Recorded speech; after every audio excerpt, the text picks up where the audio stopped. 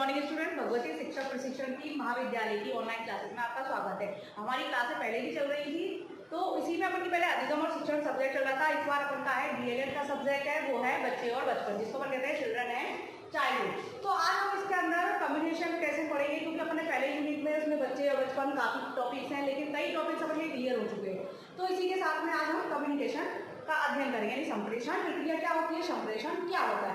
अब हम देखते हैं संप्रेषण क्या होता है। तो अपन का टॉपिक क्या है, कम्युनिकेशन, जिसको कहते हैं संप्रेषण। तो अब एक चीज जानते हैं संप्रेषण होता क्या है। तो संप्रेषण वो है कि कक्षा में एक शिक्षक और विद्यार्थी के मध्य जो क्रिया चलती है, अब वो क्रिया आपकी जानते हो कैसी होती है।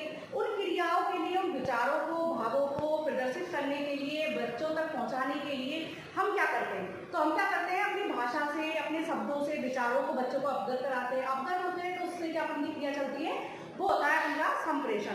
तो इसी क्रिया को जो शिक्षक और विद्यार्थी के मध्य चलती है वो है, क्या होता है वो, संप्रेषण। तो शिक्षण अधिगम प्रक्रिया के लिए और शिक्षण अधिगम प्रक्रिया को सरल बनाने के लिए अपन को क्या जरूरत होती है, शिक्षण अधिगम प्रक्रिया को सफल बनाने के लिए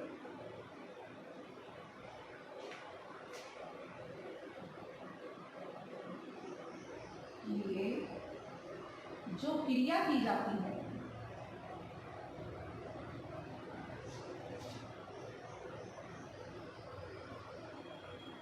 उसे संप्रेषण प्रक्रिया कहा जाता है।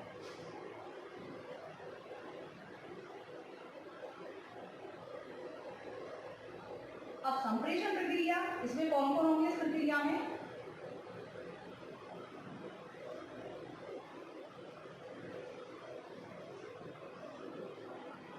इसमें कौन है, शिक्षक व विद्यार्थी। क्योंकि संप्रेषण प्रक्रिया अगर कक्षा में हो रही है तो कक्षा में हो रही है, दोनों के मध्य ही दोनों क्रिया चलेगी। अब दोनों के मध्य क्रिया चलेगी तो किसके बाद में चलेगी, हमने अभी थोड़ी देर पहले अध्ययन किया था कि अपने किसके मध्य चलेगी।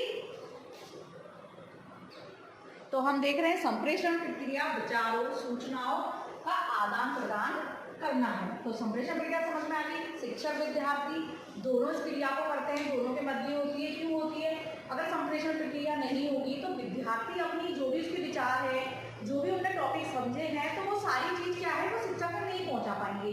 और इसमें एक चीज वो ध्यान रखने की होती है कि संप्रेषण प्रक्रिया जब ही होती है जब विद्यार्थी क्या करता है, विद्यार्थी और शिक्षक के मध्य संबंध अच्छे होंगे, विद्यार्थी में शिक्षक के प्रति डर नहीं होगा और शिक्षक का व्यवहार ऐसा होगा कि जिससे भी विद्यार्थी अपनी भावनाओं को शिक्षक तक पहुंचा सके। और जब भी एक शिक्षक तो अपने विचारों को पहुंचा सकता है, लेकिन विद्यार्थी के विचार पहुंचने में बहुत वो लगता है, जो विद्यार्थी की झिझक होती है, विद्यार्थी बहुत मुश्किल से अपने विचारों को शिक्षक तक पहुंचा पाता है। तो इसी के लिए संप्रेषण प्रक्रिया को अच्छा करने के लिए ये सारी चीजों का ध्यान रखा जाए कि संप्रेषण प्रक्रिया ऐसी हो, व्यवहार ऐसा हो जिससे कि विद्यार्थी आपकी भावनाओं को समझ सके। इसी के साथ में अब हम देखते हैं इसमें कि अपने ये चीज तो देख ली कि शिक्षण अधिगम प्रक्रिया में शिक्षक शिक्षार्थी में एक दूसरे के अनुभव, विचार, सूचनाएं आदि का आदान प्रदान चलता है, यानी अनुभव, विचार, सूचनाओं का क्या चलता है, आदान प्रदान। तो जब भी वो संप्रेषण प्रक्रिया है तो इसमें मुख्य भूमिका कौन निभाता है, जो संप्रेषण प्रक्रिया है अधिगम वाली जो है, तो इसमें मुख्य प्रक्रिया मुख्य वो होगा तो वो होगा शिक्षक। तो मुख्य भूमिका किसकी है, शिक्षक की। जब शिक्षक की भूमिका है तो दोनों के मध्य अधिगम होगा, और अधिगम होगा, सीखेंगे और सिखाने का काम दोनों चलता है। तो यही संप्रेषण है। अब हम देखते हैं संप्रेषण प्रक्रिया के तत्व। इस संप्रेषण प्रक्रिया के तत्व कौन कौन से हैं, क्योंकि हमने इतने सारे टॉपिक्स पढ़े हैं कि अपने यूनिट वगैरह देखी है, उसमें काफी बच्चे और बचपन में क्या है। तो बच्चे और मतलब ये पेपर ऐसा है, इसमें बच्चे के बचपन को समझना, तो बचपन को समझना है, बच्चों को समझना है, तो संप्रेषण तो जरूरी होगा। और शिक्षक को उनकी भावना, विचार जो पहुंचाने हैं, उनको आदान प्रदान करना है, तो संप्रेषण के द्वारा होगा। अब संप्रेषण प्रक्रिया में तत्व कौन कौन से होते हैं, कौन से तत्व इसमें चाहिए। तो उसमें पहला तत्व जो होता है, जो सहायता करते हैं, वो पहला होता है संवाद दाता। अब संवाददाता कौन होगा इसमें? अब संवाददाता का मतलब क्या होता है? संवाद जो दाता होता है वो संवाददाता विचार वस्तु संवाद प्रस्तुत करने वाला, यानी संवाद को प्रस्तुत करने, विचारों को प्रस्तुत करने वाला। तो संवाददाता कौन होगा अपनी अधिगम प्रक्रिया में? वो होगा शिक्षक। तो कौन है इसमें? शिक्षक। तो संवाद प्रस्तुत करने वाला शिक्षक है। तो ये संप्रेषण प्रक्रिया का प्रथम में आवश्यक तत्व होता है संवाददाता। तो ये जब तत्व है तो इसी प्रकार शिक्षण अधिगम प्रक्रिया में शिक्षक भी विषय वस्तु को प्रस्तुत करके संवाददाता का ही कार्य करता है। तो हमने समझ लिया कि संवाददाता क्या होता है। संवाददाता कौन? प्रथम पद संवाददाता, संवाद करने वाला कौन है? तो इसमें हमें पता लग गया संवाददाता कौन है? शिक्षक, जो अपने विचारों को क्या करता है? छात्रों तक पहुंचाता है। तो संवाददाता कौन हुआ इसमें? शिक्षक, और वो अपने विचार वस्तु संवाद प्रस्तुत करने वाला होता है। यानी इसमें लिख सकते हो विचार वस्तु वे संवादों को कहाँ तक पहुंचाएगा? विद्यार्थी तक। कौन पहुंचाएगा? शिक्षक। अब इसमें संवाददाता कौन हो गया? मैन क्या हो गया? शिक्षक। ये अपने कार्य क्या करेगा? विचार और वस्तु को कहाँ पहुंचाएगा? विद्यार्थियों के पास। यानी एक जो अधिगम प्रक्रिया, क्योंकि संप्रेषण जब भी होगा जब अधिगम में सीखने सिखाने का कार्य चलेगा और सीखने सिखाने वाला होगा, यानी सीखने वाले होंगे और सिखाने वाला। सिखाने वाला कौन होता है? शिक्षक होता है। और सीखने वाला कौन होता है? वो होता है विद्यार्थी। अब सीखने सिखाने वाले दोनों होंगे तो संवाददाता कौन हो गया? अपने शिक्षक हो गया। ये शिक्षक अपने विचार वस्तु और संवाद प्रस्तुत करने वाला होता है। और इस चीज को याद रखना, ये अपना शिक्षण का एक आवश्यक तत्व है। कौन? संवाददाता, जो अपने कार्य को अच्छे से करे। और दूसरा इसी के साथ हमारा पॉइंट है वो है संवाद। अब संवाद क्या होता है? अब संवाद जो है वो संवाद है संप्रेषण प्रक्रिया का दूसरा महत्वपूर्ण तत्व है। तो संवाद संप्रेषण प्रक्रिया का महत्वपूर्ण तत्व है। तो इसमें यानी संप्रेषण प्रक्रिया का महत्वपूर्ण तत्व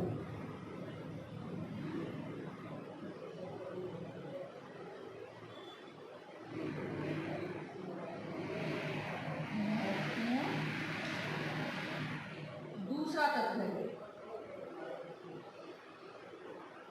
क्योंकि प्रथम तो ये हो गया शिक्षक, यानी प्रथम तत्व तो ये हो गया प्रथम कौन? संवाददाता। दूसरा हो गया कौन? संवाद। यानी संवाद में क्या चीज आती है?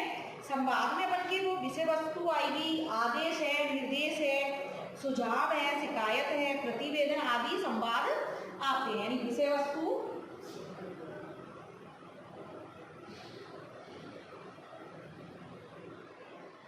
आदेश, निर्देश, सुझाव, तो ये सारी चीज में आएगी संवाद के अंदर। जो भी संवाद करना है, इसमें कुछ भी चीज हो सकते हैं, प्रतिवेदन हो सकते हैं, शिकायतें हो सकती है ना, शिकायतें हो सकती है, सब चीज इसके अंदर जो संवाद करता हो, जिससे किसी को सीखने का मौका मिलता हो और जिसके काम आए, वो उसका संवाद, चाहे वो बोल के हो चाहे वो लिखित में हो। तो संप्रेषण की पूर्णता हेतु संवाददाता द्वारा प्रभावी ढंग में प्रस्तुत करने के लिए संवाद पर अपनी पकड़ बनाए रखनी चाहिए। तो अब पकड़ बनाए रखनी चाहिए, यानी अगर शिक्षक को संवाद अच्छा है शिक्षक का, तो शिक्षक का अगर संवाद अच्छा है तो विद्यार्थी उस चीज को बहुत अच्छे समझेंगे। इसको या पाठ्य वस्तु हो चाहे वो विषय वस्तु हो।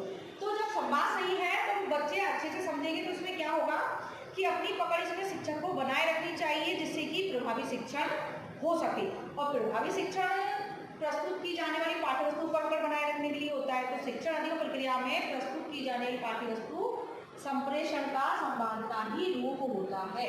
ये चीज आपको याद रखनी है कि हम जानते हैं कि संप्रेषण, ये तो आप समझ गए होंगे कि मैंने स्टार्टिंग समझाया संप्रेषण क्या है। तो संप्रेषण यही रखो कि अपने भाव विचार, जो भी चीज अपन की भावनाएं हैं, जो भी है अपन के अंदर के जितने भी विचार है, अपनी अभिव्यक्ति है, तो वो सारी चीजों को हम दूसरे तक कैसे पहुंचाए। तो अपने विचारों का जो आदान प्रदान, सरल भाषा में कहते हैं, विचारों का जो आदान प्रदान है वही संप्रेषण है। ये चीज हमने समझ ली थी। अब अपन देख रहे थे संप्रेषण प्रक्रिया के तत्व, क्योंकि संप्रेषण प्रक्रिया कैसे होती है, यानी एक शिक्षक शिक्षार्थी तक अपने भावों को और अपने अधिगम को अच्छा बनाने के लिए, सीखने सिखाने के कार्य कराने के लिए कि क्या करें, इन तत्वों को कैसे कौन से तत्व हो जिससे अच्छी है। तो इसमें संवाददाता कौन होंगे, शिक्षक। ये प्रथम पद है, महत्वपूर्ण पद है कि चार विचार वस्तु सारी चीज इसके अंदर आती है। जो भी वस्तु पढ़ाने, जो बोलना लायक हो, जो तुम समझाना चाहते हैं, पढ़ाना चाहते हैं, चाहे वो लिखित में हो चाहे मौखिक में हो। तो संवाद दूसरा है संवाद। संवाद में वो चीज आएगी जो एक शिक्षक बच्चों के सामने प्रस्तुत करेगा, तो वो सारी चीज इसमें आएगी संवाद में। तीसरा है अपन का पॉइंट है वो है माध्यम। तो अपन इसको साथ करते हैं फिर देखते हैं।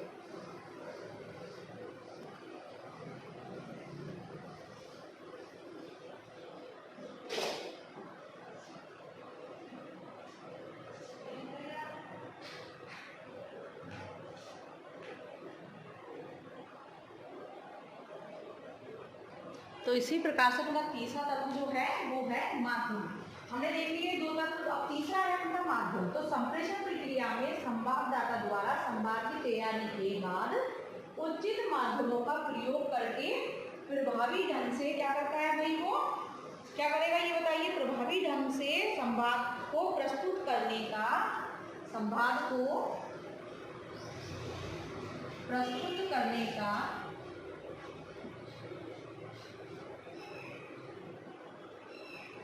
प्रयास करता है। अब वो कैसे होगा, प्रयास करता है कैसे, संप्रेषण प्रक्रिया में हमारे पास संवाद की तैयारी। संवाददाता कौन है, शिक्षक। संवाद क्या है, जो भी माध्यम है पहले पढ़ा था, आदेश निर्देश सुझाव शिकायत प्रतिक्रिया, जो भी चीज होगी, पाठ्य वस्तु होगी, पाठ्य सामग्री विषय वस्तु जो भी होगी, तो वो सारी चीज होगी। तो प्रयोग करके प्रभावी ढंग से संवाद प्रस्तुत करने का प्रयास करता है। अब कैसे करता है, तो माध्यम में क्या होगा, तो इसमें क्या होगा, सामग्री में दृश्य व श्रव्य, है सो श्रव्य सामग्री। अब दृश्य और श्रव्य सामग्री के माध्यम से क्या करेगा वो, अपनी जो भी संवाद है, जो भी उसके माध्यम कुछ भी हो सकता है, दृश्य श्रव्य अपन जानते हैं कि इतने माध्यम में आज हम हैं, उन तक हम मतलब जो भी विद्यार्थी है उन तक हम संवाद कैसे पहुंचा रहे हैं, वो मोबाइल वगैरह है, जो कि अपन के मोबाइल के द्वारा, ऑनलाइन क्लासेस के द्वारा जो भी अपन को टॉपिक्स चाहिए वो सारी चीज़ अपन इसके माध्यम से पहुंचा रहे हैं। तो दृश्य श्रव्य, आजकल मोबाइल है, मल्टीमीडिया सेट है, तो आप जानते हो कि इसमें दृश्य और श्रव्य दोनों चीज़ें होती है। तो दृश्य श्रव्य मोबाइल हो गया, कंप्यूटर है, और अपन के श्रव्य में कौन कौन सी चीज़ें होती है, जैसे कि टैप रिकॉर्डर वगैरह से सुनना, रेडियो वगैरह होते हैं, ये सारी चीज़ें वो होती है। तो इसी सामग्री के माध्यम से शिक्षक क्या करता है कि अपना जो शिक्षण कार्य है उसको क्या करता है, वो बहुत अच्छे प्रभावी बनाता है। यानी दृश्य श्रव्य सामग्री का उपयोग करेंगे तो अधिगम प्रक्रिया अच्छी होगी, उससे बच्चा अच्छे से सीखेगा और समझ में आएगा। तो दृश्य श्रव्य सामग्री के माध्यम से उनको अध्ययन कराया जाए तो जिससे बच्चा अच्छे से सीख सके। तो अपन के 3 पॉइंट हो गए, यानी संवाददाता ने देखा कि यह है संप्रेषण प्रक्रिया का प्रथम व आवश्यक तत्व। यानी शिक्षक आवश्यक तत्व होता है, कक्षा शिक्षण जो अपन का होता है, कक्षा का शिक्षण का कार्य होता है, उसमें शिक्षक ही मेन चीज होता है। शिक्षक मैन होगा यदि अपनी आगे कक्षाएं चलेंगी, विद्यार्थी शिक्षक के माध्यम से पढ़ते हैं, ये सारी प्रक्रिया अपन जाते हैं क्लासरूम में चलती है। तो अब अपन की ऑनलाइन चल रही है कि फिर भी इसमें पढ़ाने वाला शिक्षक है और तुम सुनने वाले तुम हो, तो बीच में कौन सी संप्रेषण प्रक्रिया चल रही है, वो प्रक्रिया कैसे भी हो, किसी भी माध्यम से चल रही हो, ठीक है। तो उसमें शिक्षक सिखाने वाला है, विषय वस्तु प्रस्तुत करके संवाददाता का कार्य वो करता है। दूसरा इस प्रकार बनता था वो था संवाद, यानी संवाददाता हो गया, दूसरा था संवाद। अब संवाद संप्रेषण प्रक्रिया का दूसरा महत्वपूर्ण तत्व में विषय वस्तु आदेश निर्देश सुझाव हमने देखा था, माध्यम विषय वस्तु पाठ्य वस्तु सब चीज हो सकती है। तो वह संवाद आते हैं जो हमें विद्यार्थी तक पहुंचाने, चाहे वो लिखित में हो चाहे वो मौखिक हो, क्योंकि अपने संप्रेषण प्रक्रिया लिखित मौखिक दोनों प्रकार से होती है। ये चीजें टॉपिक्स अपन कल क्लियर करेंगे, लेकिन आज अपन संप्रेषण को अच्छे समझ लेते हैं कि तत्व क्या है इसकी। अब माध्यम हो गया, माध्यम में यही है कि किस माध्यम से पहुंचाया जाए, ऐसा माध्यम हो दृश्य श्रव्य या फिर अपन आमने सामने प्रस्तुत होकर या फिर पाठ्य वस्तु, क्योंकि इस प्रकार से अपना माध्यम होगा। अब इसका चौथा जो पॉइंट है वो है संवाद प्राप्त करता। चौथा है संवाद प्राप्त करता। अब संवाद प्राप्त करता कौन है, संवाद क्या है और संवाद प्राप्त करता कौन है, ये तो आप भी जानते हो। संवाद प्राप्त करता कौन होगा, जो प्राप्त करता वही है, कौन है, एक तो संवाददाता तो शिक्षक है और प्राप्तकर्ता कौन होगा, विद्यार्थी। तो विद्यार्थी जब संवाद प्राप्त करता है तो वो क्या करेगा, कि संप्रेषण जो प्रक्रिया है उसमें संवाद प्राप्त करता उसे माना जाता है जिसके पास संवाद पहुंचता है। किसको माना जाता है, जिसके पास संवाद पहुंचता है। प्राप्त करता है संवाद पहुंचता है, जिसके पास पहुंचेगा तो वो क्या हो गया, संवाद प्राप्त करता। अब इसके बाद जब संवाद पहुंचेगा तो वो अपनी क्रिया प्रतिक्रिया देगा, पहुंच जाएगा तो संप्रेषण की प्रक्रिया में क्या होगा, वो सक्रिय हो जाएगी। इसी प्रकार से शिक्षण अधिकारी संवाद प्राप्तकर्ता के रूप में शिक्षार्थी होते हैं, जिन पर पाठ्य वस्तु और जो मतलब पाठ्य वस्तु पहुंचानी है। तो इसमें अगर जब संवाद प्राप्तकर्ता का संवाद पहुंच जाएगा तो क्या होगा, शिक्षण अधिगम प्रक्रिया अच्छी हो जाएगी। अच्छी इसलिए हो जाएगी, प्रभावी होगी, वो संवाद पहुंच गया, विद्यार्थी उसको समझ गया, शिक्षार्थी को जब वो चीज़ समझ में आ गई तो वो अपने आप अपनी क्रिया करेगा और अपनी जो भी चीज़ है जो प्राप्त कर लिया है तो उसको वो रिटर्न में उसको दे देगा। यानी अपन को जब विद्यार्थी उनको जवाब दे देते हैं तो उसके बाद अपना टॉपिक आगे बढ़ता है, मतलब बच्चों की समस्या क्या है क्या नहीं फिर बोल दी, संप्रेषण के माध्यम से अपने पास आ गई, फिर अपन उसको जैसे कि अगर उसको अपन क्या करते हैं, उसको फिर अपन उसको बताते हैं कि क्या है क्या नहीं, इसको पॉइंट पूरी चीज़ बता देते हैं। तो इसी प्रकार से जब वो क्रिया होगी और अब अपन का संवाद का क्या है, जैसे कि हमने जैसे तुम कमेंट्स करके हमें बता सकते हो कि कोई समस्या है, कोई प्रॉब्लम है, तो आप उसमें बता दोगे टॉपिक्स में। तो इसी प्रकार से संप्रेषण प्रक्रिया चलती रहती है। तो अपन संवाद का क्या, संवाद माध्यम और संवाद प्राप्तकर्ता। संवाद प्राप्तकर्ता कौन हो गया, इसमें अपन लिख सकते हैं शिक्षार्थी, क्योंकि अपन की ये शिक्षक और शिक्षार्थी यानी विद्यार्थियों के मध्य वाली क्रिया है। तो जब संवाद प्राप्तकर्ता शिक्षार्थी हो गया तो इसके साथ अपन की क्या हो गए, ये तत्व हो गए। तो अब संप्रेषण प्रक्रिया तब पूर्ण मानी जाती है जब संवाद प्राप्तकर्ता संवाद की प्रकृति के अनुरूप प्रतिक्रिया करे। इस प्रकार से अपन किसका जब उनकी प्रतिक्रिया हो जाती है तो अपन क्या करेंगे, इसमें शिक्षण अधिगम जो प्रक्रिया है उसको अपन क्या करेंगे, प्रभावी होगी और पूर्ण होगी क्या नहीं, तो अपन क्या करेंगे फिर प्राप्तकर्ता तो अपन करेंगे इसमें मूल्यांकन। यानी 5 अपन क्या करते हैं, मूल्यांकन ऐसा है कि मूल्यांकन करेंगे कि क्या संवाद जो संप्रेषण प्रक्रिया सफल हुई या नहीं हुई, तो उसका हम मूल्यांकन करते हैं। तो संप्रेषण प्रक्रिया अपनी इतनी हो गई, सब मूल्यांकन हो गया। तो इसी के साथ में अपने ये सारी चीज अध्ययन करिए। अब तत्व समझ में आ गए, संप्रेषण पढ़े देख लिया, विचारों का आदान प्रदान, एक शब्द में अगर आप जानना चाहो तो विचारों का आदान प्रदान। अब तत्व में संवाददाता, संवाद माध्यम, संवाद प्राप्तकर्ता और 5वां जो पॉइंट है अपन का वो है मूल्यांकन। तो इसी के आधार पर अपन की ये संप्रेषण प्रक्रिया चलती है, इसके अंदर ये सारे तत्व होते हैं। आप चाहो तो इनको देख सकते हो, समझ सकते हो सारी चीजें। तो अब अपन की ये सारी चीज हो गई, संप्रेषण प्रक्रिया के तत्व हो गए। अब हम आगे गए और टॉपिक्स देखते हैं।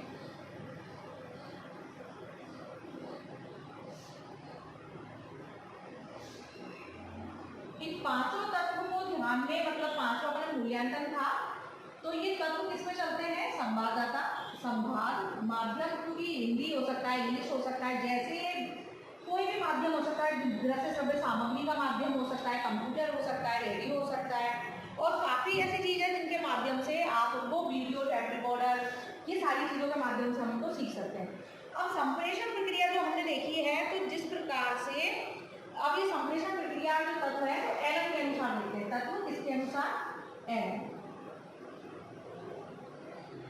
ठीक है। एलन कौन है, जिसने अपने सूक्ष्म प्रक्रिया हमने पढ़ी थी पहले, तो उस एलन ने क्या कहा, कैनी कहा, तो मैं देखते हैं, इनका नाम है एलन, है हिंदी देख लो और ये देखो, कई बार कंफ्यूजन रहते हैं तो इसमें ना रहे इसीलिए। तो उन्होंने जो शिक्षण अधिगम प्रक्रिया है, संप्रेषण प्रक्रिया है, इसके तत्व निर्धारित करे। तो इन्हें कौन से करे थे, तो अपन देखते हैं पहला तत्व था इनका पूछना, ये एलन के अनुसार है। आगे अपने तत्व देख लिए हैं जिसमें हम संवाददाता, संवाद और माध्यम और प्राप्तकर्ता और मूल्यांकन लिखा था। दूसरा है कहना, यानी पहला था पूछना, दूसरा है कहना, तीसरा सुनना और समझना, चौथा है समझना। ये एलन ने बताया संप्रेषण प्रक्रिया के तत्व निर्धारित किए थे इन्हें कि पूछना। अब पूछना क्या है भाई, पूछेगी कैसे, ये संप्रेषण प्रक्रिया चल रही है, एलन ने बताया है पूछना, यानी जब अपन से कोई सवाल करता है, कुछ भी पूछता है, जनरली अगर आपसे किसी ने एड्रेस पूछ लिया कहीं का, कहीं उसको जाना है, कभी रास्ते में पूछ लेते हैं, तो वो क्या होता है पूछना। तो वो क्या होगा, जब उसने पूछा तो संप्रेषण प्रक्रिया हो गई। अब संप्रेषण प्रक्रिया पूछा तो फिर कहा, किसी ने जैसे कि विद्यार्थी ने शिक्षक से पूछा और शिक्षक ने जवाब दिया तो हो गया कहना, और फिर सुना है, नहीं सुनेंगे तो फिर कहाँ से होगा, नहीं सुनने बिना संप्रेषण नहीं होगा।